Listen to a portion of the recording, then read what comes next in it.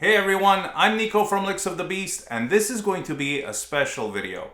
On the occasion of the 40th anniversary of the original release of Iron Maiden's groundbreaking album, The Number of the Beast, we're going to take a deep dive into this classic album, song by song. The Number of the Beast was released on March 22nd, 1982, and featured the arrival of one of the most legendary voices in heavy metal, the air raid siren Bruce Dickinson. I didn't get into heavy metal until about a year later, and I didn't start listening to Iron Maiden until maybe 4 or 5 years after that, but I can just imagine what it must have been like for people to hear this album for the first time when it was still brand new. I mean, it sounds very different from any other heavy metal or hard rock record that had been made up until that point, and I think there are 3 main reasons for this. The first is Steve Harris's songwriting, which was really starting to become much more focused and a cut above in terms of quality songs that were meant for the big stage. Adrian Smith was also starting to contribute as a songwriter, and that added some diversity as well as some hookier rockers to the track listing. The second is Bruce Dickinson's extremely powerful, impassioned, aggressive, and seriously mind-blowing vocals. Bruce's vocals stand out now that he's in his 60s, and the heavy metal scene worldwide is overflowing with talented singers. So in 1982, people's heads must have exploded. The third, and not least important reason, is Martin Birch's production. He had a special ability to get the best and purest, most genuine performance out of a band, and to capture the overall sound that best fit the collection of songs that were going to be on a specific album. In fact, one thing that made Iron Maiden's 80s album so special is that each one has its very unique sound. The Number of the Beast also has one of the absolute coolest covers in history. And in 1982, it was light years better than anything else on the shelves. Just do a Google search of heavy metal albums 1982 and see the covers that come up. There are a few that are pretty cool, like Judas Priest's Screaming for Vengeance, but let's face it, The Number of the Beast looks like a painting by Michelangelo in comparison. There are so many cool details, like Eddie puppeteering the devil, who in turn is puppeteering Eddie, and that's just brilliant. Before we break the album down song by song, I just want to remind you to please hit the like button and consider subscribing to the channel if you haven't already. I can't tell you enough just how much those 2 little actions do to help the channel. It lets YouTube know that you're enjoying the content, that you'd like to keep seeing more of it, and that it should make it visible to others with similar interests. To those of you who are already doing that, a big thank you. I really appreciate it so much. Alright, I got my period accurate fire red DT350 Ibanez destroyer ready to go, so if you're ready, let's dive into the songs of The Number of the Beast. The album opens with a powerful intro that really gets the blood pumping, with the snare, bass, and guitars playing the same thing in unison, and Steve's little bass fills in between.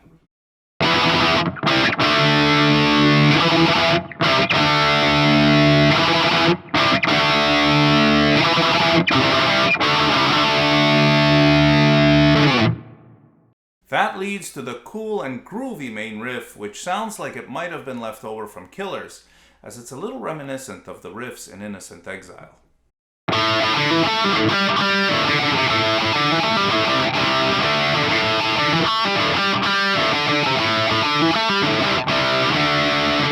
Unfortunately, those are the best parts, as the song itself falls a little short of expectations with its overly long-winded verse and that weird anticlimactic chorus.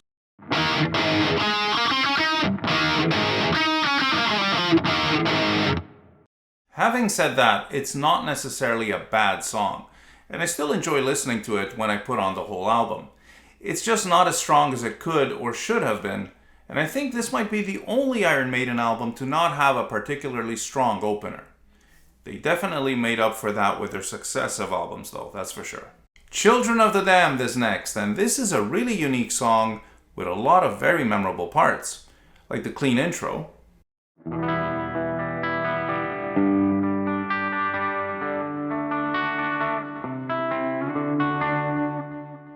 Dave's melodic solo,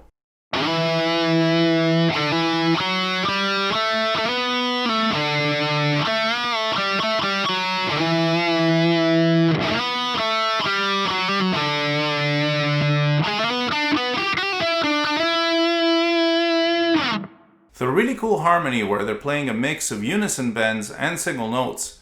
It's not easy to harmonize that.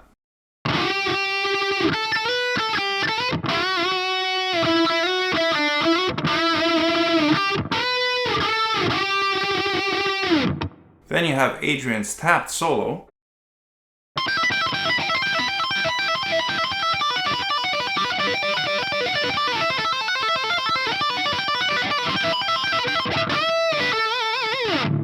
And the really catchy bridge that always gets people singing along with the melody. But my favorite part of the song is the really powerful chorus riff.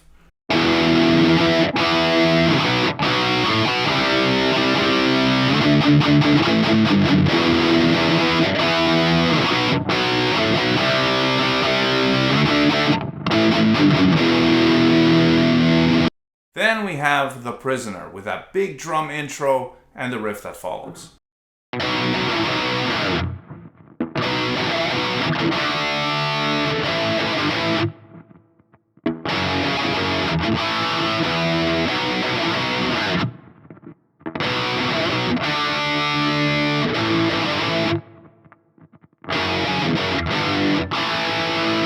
It's just so good. The song also has a fantastic main riff.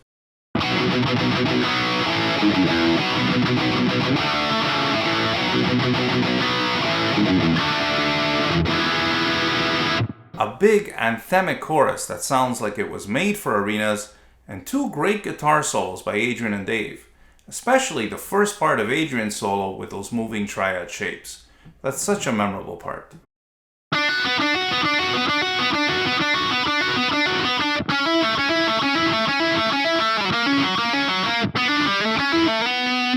Side 1 ends with the awesome Adrian Smith composition, 22 Acacia Avenue.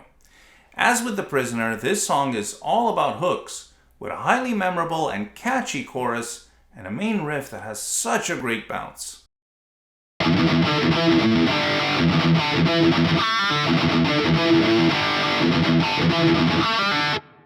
This song also has a very interesting arrangement.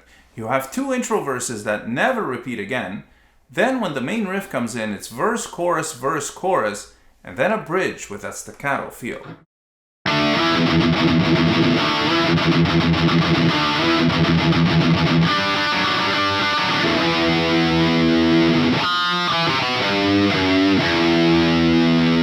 Then it slows down for Dave's hauntingly beautiful and creamy smooth solo. And from there it goes back to the riff, but it takes on a slightly different feel for the last verse that leads to Adrian's very iconic outro solo. And when I say iconic, I mean this thing is one killer lick after another.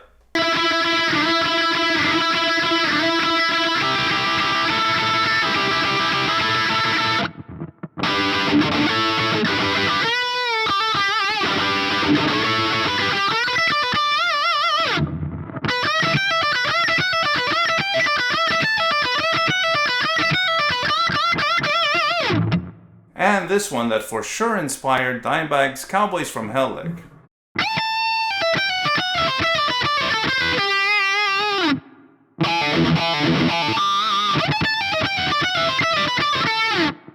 Side 2 opens with the title track, and what a song! From the instantly recognizable main riff to Bruce's blood-curdling scream, I'm pretty sure that they all knew in the studio that this was going to be an instant classic. If you were a metal fan in the 80s, having a song that had the words 666, the number of the beast, was the most awesome thing ever. And guitar-wise, this song has some of the most memorable parts ever. Check it out. You have the riff.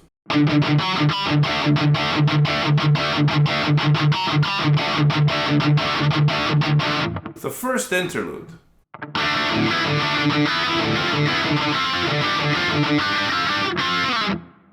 The opening to Dave's solo.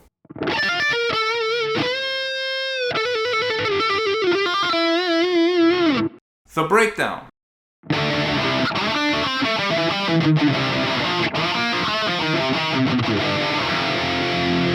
The opening to Adrian's solo.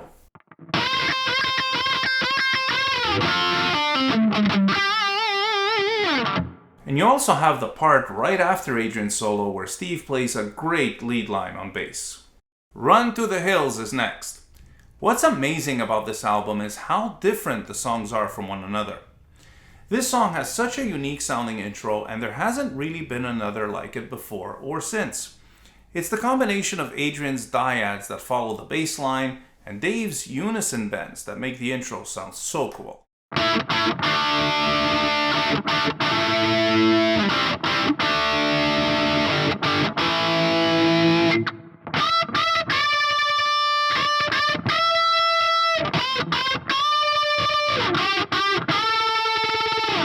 It also has an extremely catchy and very singable chorus.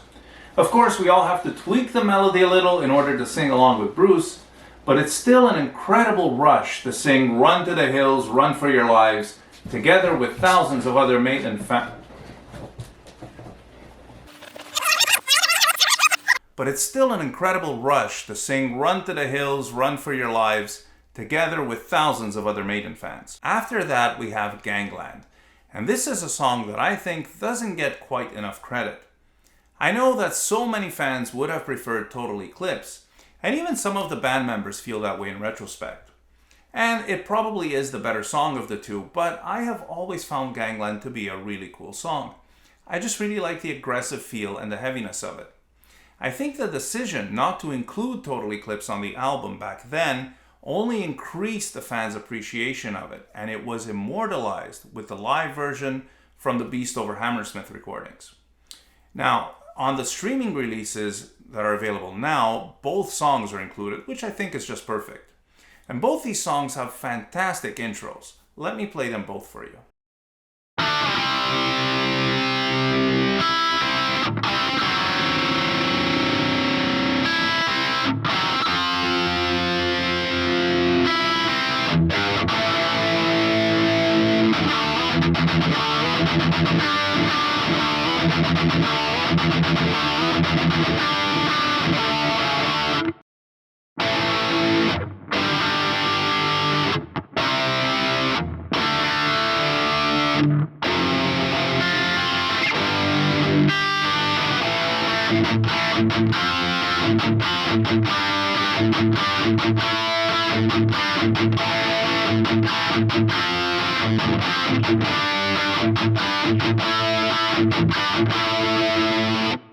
The album closes with Hallowed Be Thy Name.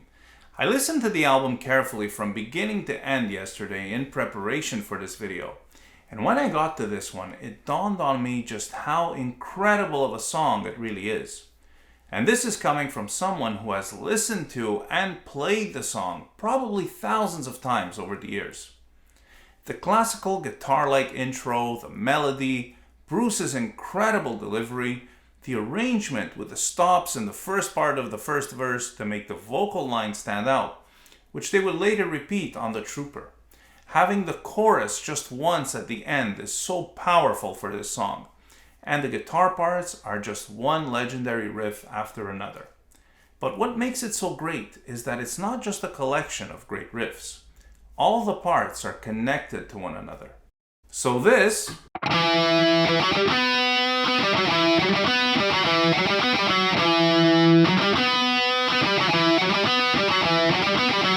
is a devolution of this.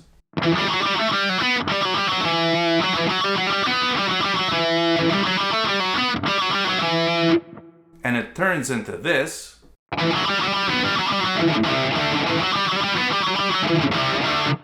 And it builds to a climax with this.